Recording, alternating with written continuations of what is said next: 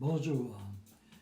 Dans Éphésiens chapitre 1, versets 15 à 19, l'apôtre Paul prie que l'Église d'Éphèse reçoive un esprit de sagesse et de révélation, de connaissance de Dieu, et que les yeux de leur cœur puissent être illuminés par l'espérance de l'appel de Jésus et de son glorieux héritage pour tous les saints.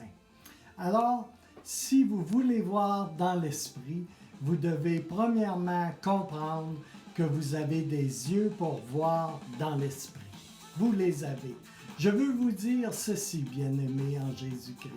Si vous n'avez pas, c'est que vous ne demandez pas. De plus, pour être davantage rencontré par le Seigneur, vous avez besoin d'apprendre et de développer comment méditer la parole de Dieu.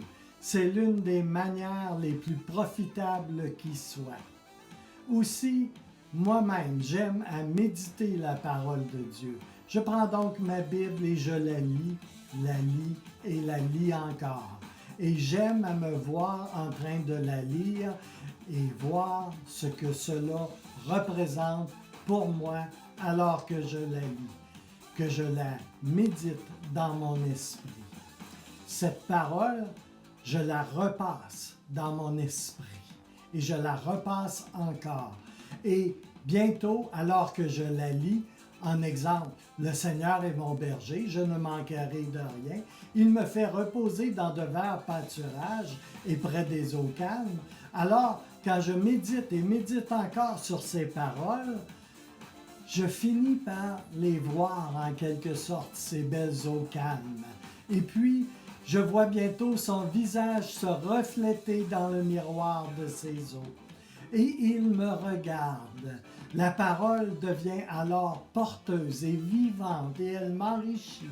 Elle me libère, elle me nourrit, elle me fortifie.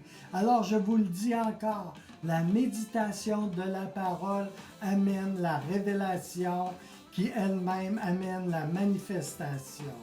C'est ce qui est capable de vous ouvrir les yeux grands ouverts aux choses de l'esprit.